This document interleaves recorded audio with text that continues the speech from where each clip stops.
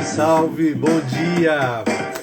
Bom dia! Começando mais uma terça-feira, iniciando mais um Despertar da Liderança. Hoje o nosso tema é muito importante. Sempre há aqui um tema muito importante, mas hoje eu quero começar a falar sobre algo que nós deveríamos levar mais a sério nas empresas, que é o feedback. Tanto importante é que eu vou falar algumas vezes sobre o feedback. E hoje eu quero trazer dicas importantes para você que é gestor e deseja utilizar o feedback da melhor maneira possível e fazer dele uma excelente ferramenta em prol do desempenho da sua equipe. Bom dia, Cassandra. Vou fazendo aqui já a lição de casa, que é mandar esse aviãozinho para algumas pessoas, porque quanto mais gente ouvir essa mensagem, mais a gente consegue popularizar o despertar da liderança e mais gente vão também saber sobre esses temas tão relevantes que a gente tem trazido aqui. Muito bem. Obrigado, querida. Muito obrigado, viu? Bom dia, Adriana. Bom, eu gosto bastante de feedback. Eu quero, num outro momento, contar como é que foi a minha história com feedback. Eu aprendi a fazer feedback praticando. E eu fiz centenas de vezes numa determinada ocasião, o que me possibilitou errar muito e, consequentemente, depois acertar muito.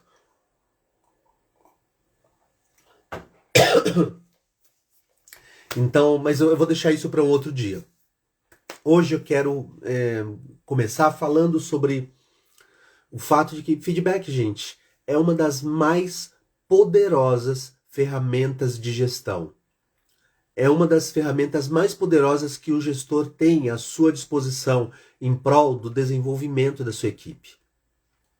E as pessoas utilizam feedback de forma muito superficial, como quem busca, sabe? Como fosse o respaldo para aquele supervisor que fica procurando erros e corrigindo. Erros de postura e corrigindo. Erros de tarefa e corrigindo. E o feedback não serve para isso.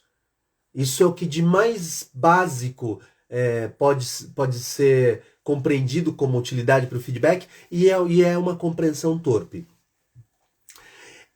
E a gente, não sei se vocês percebem, que a gente acaba, na vida, repetindo dinâmicas fundamentais. Perceba como, quando você tem uma equipe, e você está ali, uma equipe que interage, que trabalha ali toda junta, como você repete algumas dinâmicas, né? Então você tem na família, pensa em pais com filhos.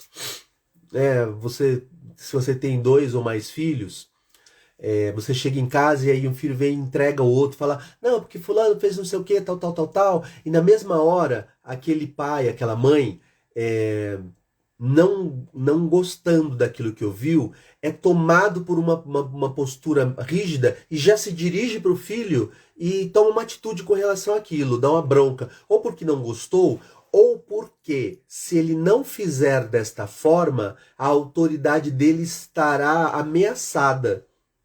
Porque esse filho fala e fica um pouco esperando, sabe?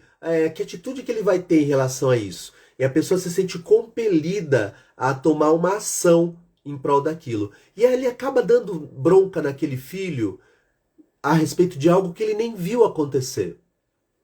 Que ele não viu como ocorreu. Um filho fala do outro acerca da sua visão sobre aquele assunto. A sua percepção sobre aquele assunto. E assim, aquele é um ponto de vista. E o ponto de vista é a vista a partir de um ponto. Não é a única percepção possível. Ter o olhar do outro. Né? E às vezes tomado pela irritação por aquilo que aconteceu, narrado pelo outro filho, acaba que o pai vira e dá uma bronca sem nem ter sabido do que se trata. E a gente leva um pouco essas dinâmicas. Esse é só um exemplo, tá? Mas são muitas as dinâmicas que a gente reproduz dentro das organizações. E eu acabei aqui não colocando no comentário fixado. Pronto, agora sim. 3 dicas para um feedback eficiente. Então, pensa nessa dinâmica em que você é líder, mas tem várias outras atribuições. Você não está ali só para ficar acompanhando o trabalho de perto da sua equipe. E vez por outra vem alguém, ou vai lá no café porque você está lá e em particular conta sobre o desempenho do outro, ou então ele vai na sua sala e deixa escapar que alguma coisa está acontecendo, ou vai com a clara intenção de contar como quem diz quero te ajudar, né? E aí você, não podendo permitir que aquilo aconteça, vai lá e corrige o comportamento daquela pessoa sem nunca ter visto. E aí, do mesmo jeito que acontece em casa com os filhos, em que um manifesta que se sente injustiçado por você em prol do outro, mas ali ele não vai poder deixar de ser seu filho, mas ele vai se afastando de você. Dentro da empresa acontece da mesma maneira. Você vai se distanciando daquela pessoa, porque você, ao não ver o que aconteceu, você corrige algo que você não podia comentar, não deveria comentar. Muito bem. Com isso, eu quero falar da primeira dica importante. Fale apenas daquilo que você viu. Você vai dar um feedback? Você vai corrigir uma postura, um comportamento? Fale apenas daquilo que você viu. Porque você, tendo visto, falará acerca a partir da sua posição, do teu olhar. Terá a possibilidade de fazer uma narrativa daquilo que você sabe que aconteceu, da maneira como aconteceu. Porque veja que constrangedor e que perigoso você começar a falar: não, tô sabendo que aconteceu tal coisa, tal coisa, tal coisa, e o outro vira e fala assim: mas não foi bem assim, você sabe que tal coisa assim, assim, assado, pronto, você tá vendido. Você está vendido. De repente, essa pessoa para quem você foi dar feedback traz uma informação com a qual você não contava, que o outro não trouxe.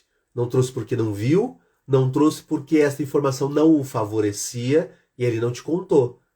E uma informação que talvez muda o cenário, e aí você faz o quê? Você recua, você deixa de dar o feedback, você recolhe seu feedback, e aí evidencia que você estava falando para aquela pessoa sobre algo que você não sabe que aconteceu. Olha que descrédito para um líder. E eu sei que isso deve acontecer muitas vezes. Muitas vezes informações devem chegar para você exigindo de você alguma postura, algum entendimento, alguma definição. O que eu posso dizer para você fazer? Procura observar. Se o que chega aos seus ouvidos é algo recorrente, procure observar para constatar se aquilo acontece. Se foi algo pontual, você pode conversar com a pessoa sobre o assunto, sobre a circunstância e verificar como aquela pessoa se posiciona sobre aquilo. Verificar que informação ela traz sobre aquilo. Fulano, como é que foi a reunião? De repente ele teve uma postura inadequada durante a reunião. Como é que foi a reunião hoje? Tem alguma intercorrência, alguma coisa que você queira contar que seja importante? Vá ouvindo, porque, por exemplo, se você dá a oportunidade da pessoa contar sobre a situação, ela naturalmente te traz informações que talvez você não tenha tido acesso. E isso ajuda você a formar uma percepção. Na medida do possível, então, observe para saber se aquilo que você trouxe para falar acontece recorrentemente, né? Se dê a oportunidade de saber sobre aquele assunto, de constatar se aquilo acontece ou não. E se for algo pontual, vá procurar saber o que aconteceu, ao invés de dizer em forma de feedback: olha, isso aqui não pode acontecer. Não, eu sei que isso foi desse jeito, isso não deve acontecer assim.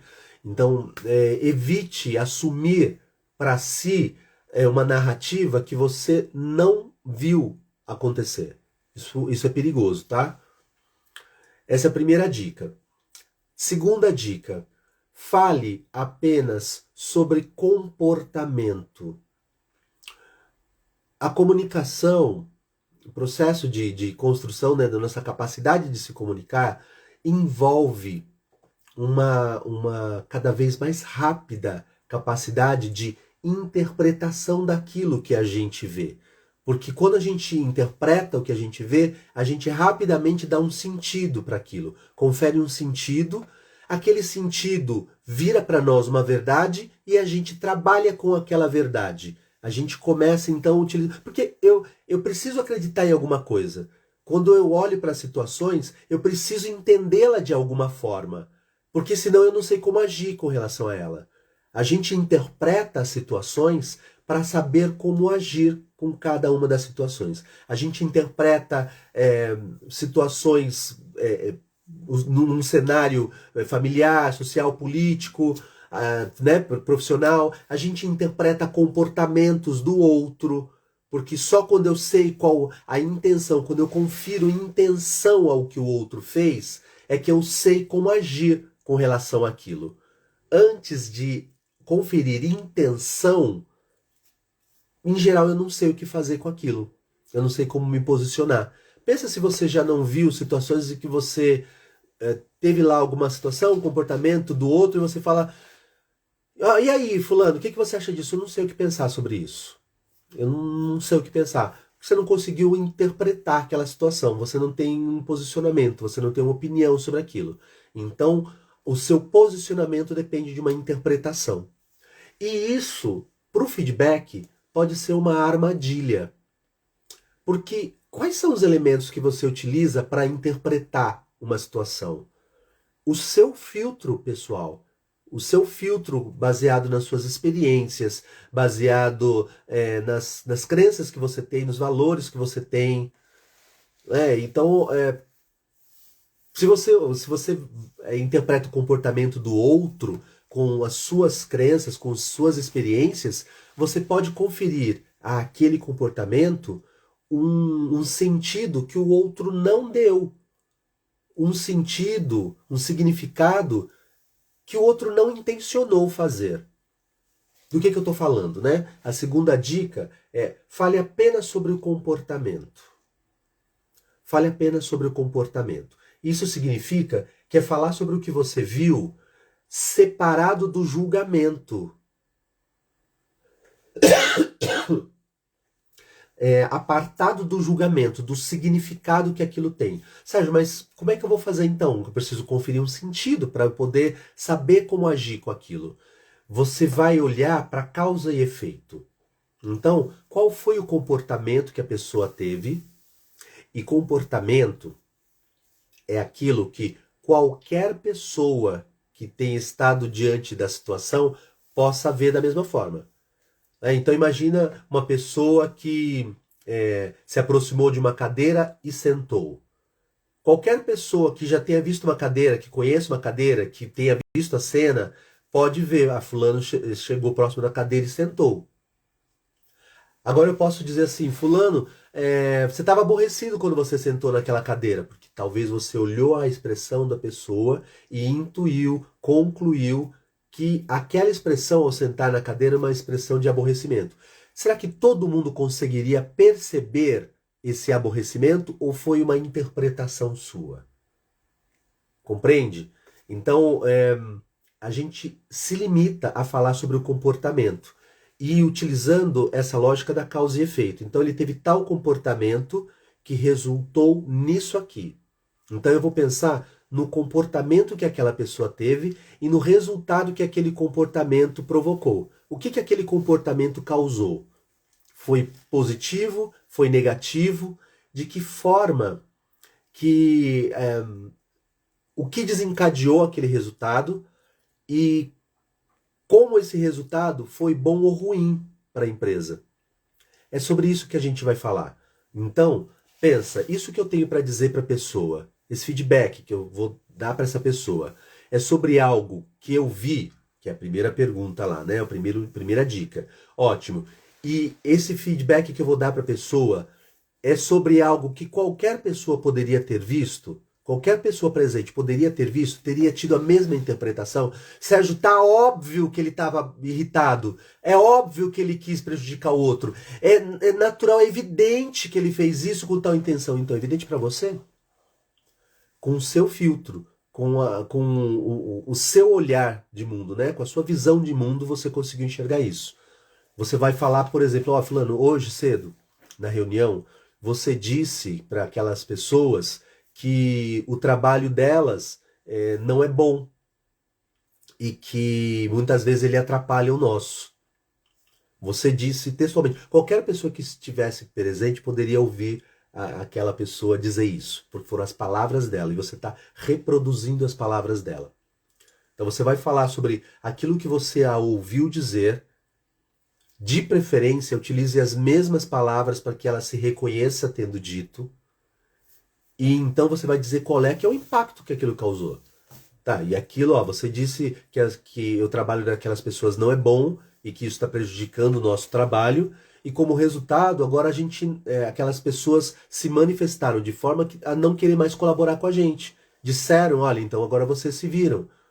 Então, se o trabalho dela prejudica a gente tem que entender o que acontece no trabalho dela, por que aquilo acontece daquela forma, e aí a gente mostra qual é o impacto do trabalho dela sobre o nosso. Mas ao dizer, olha, o trabalho de vocês não é bom e prejudica o nosso, você cria um distanciamento entre essa área e a nossa, que é uma área importante com a qual a gente precisa trabalhar bem.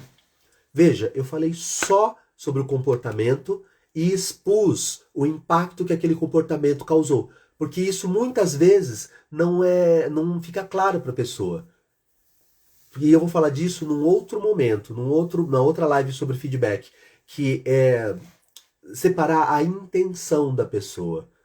Porque no nosso movimento de interpretar o que está acontecendo, para a gente saber como se posicionar, a gente confere ao comportamento do outro uma intenção.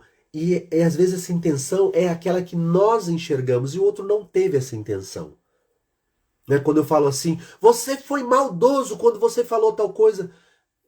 Quem disse que ele foi maldoso? Quem disse que ele teve intenção de ser mal? Quem disse que ele procurou fazer isso para prejudicar o outro, com a intenção de? Esse é o meu olhar. Eu não participo dos pensamentos dele.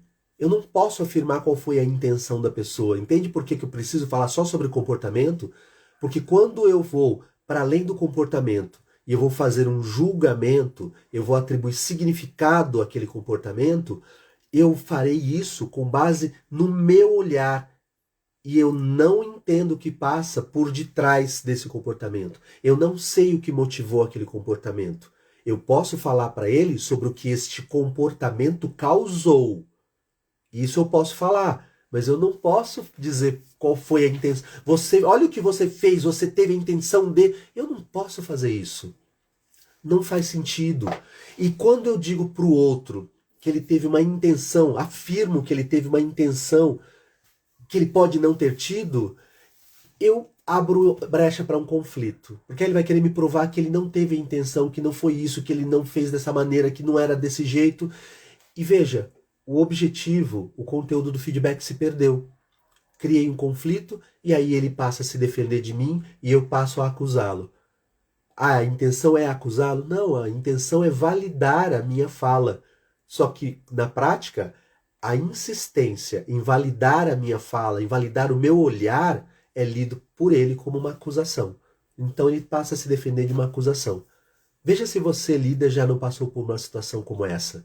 De você tentar falar sobre aquilo que você acredita ter visto e o outro se sentir acusado, se sentir julgado e, como consequência, passar ali o resto daquela conversa tentando te provar que não era nada daquilo.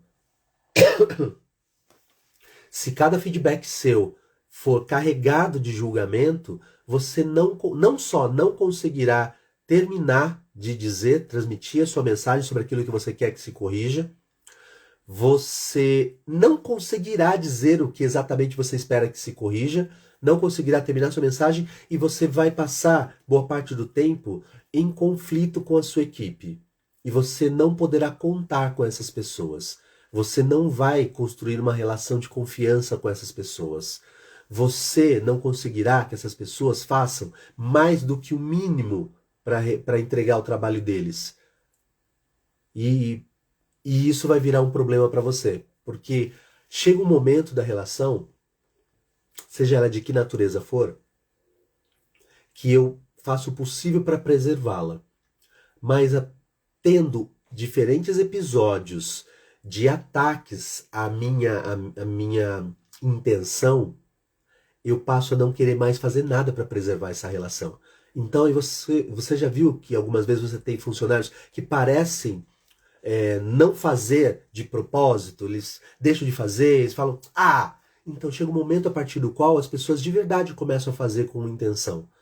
Porque, tendo intenção ou não, ele vai ser acusado, o desgaste de tentar se mostrar honesto, de tentar se mostrar bom profissional, é muito grande. E sempre resulta nele sendo colocado neste lugar de mau profissional. Então, ele passa a se identificar com esse lugar de mau profissional. Porque não importa o que ele faça, é ali mesmo que ele vai estar, dá menos trabalho ser mau profissional. Dá menos trabalho não cuidar tanto das coisas quanto ele vinha fazendo. Então é muito perigoso você olhar para as pessoas com um olhar que julga, com um olhar que interpreta o comportamento com o seu filtro. Por isso a segunda dica é: fale apenas sobre comportamento. Terceira dica: ao falar com as pessoas durante feedback, fala do comportamento, diga qual é o impacto e procure saber qual seria uma outra alternativa, um outro jeito de resolver a situação. Pergunte para a pessoa. Você precisa que essa pessoa continue ali realizando coisas. Você não vai poder acompanhá-la 8 horas por dia, o tempo inteiro. Você precisa, portanto, que como resultado dessa conversa, ela saiba exatamente o que fazer, de diferente do que já fez. E se vem dela a estratégia, a alternativa para se posicionar naquela situação quando ocorrer novamente, é mais fácil dela colocar em prática. Ela não terá dificuldade de colocar em prática. Mas, Sérgio, se ela fez daquele jeito é porque ela não sabe como fazer diferente. Não, às vezes ela fez daquela maneira por acreditar que aquela era uma alternativa, que aquela era a melhor alternativa. Ao mostrar para ela o impacto daquele comportamento, você pode colocá-la neste lugar de buscar um outro comportamento para o lugar daquele. Se você traz sua olha, aqui não faça assim, faça assado. Esse assado é como você faria. Como dentro do seu repertório de comportamentos é mais confortável para você fazer. Pode não ser confortável para o outro. É fácil para você e pode não ser fácil para o outro colocar em prática. E aí, diante daquela situação, de novo, procurando como lidar com aquela situação, veja, o que é mais fácil para ele? É acessar um comportamento que ele já conhece, que lhe é familiar, ou experimentar algo novo que ele nunca fez. O que é mais confortável? Então, se houver um certo nível de tensão naquela situação, vou te contar um negócio que eu falei na live de ontem. Quando a ansiedade é muito elevada, a competência não se apresenta. Quando a gente está muito tenso, a gente tende a não encontrar os nossos melhores recursos. Então a gente vai lançar a mão daquilo que está mais fácil. Se a situação na qual eu espero que ele tenha um comportamento novo gera um tanto de tensão, é muito mais fácil para ele acessar algo que já lhe é conhecido do que algo que você propôs que ele fizesse. Resumo da ópera. Se você mostra para ele, olha, aqui não deu certo, o que você poderia fazer de diferente? E provoca essa reflexão para que ele encontre no repertório dele outras alternativas.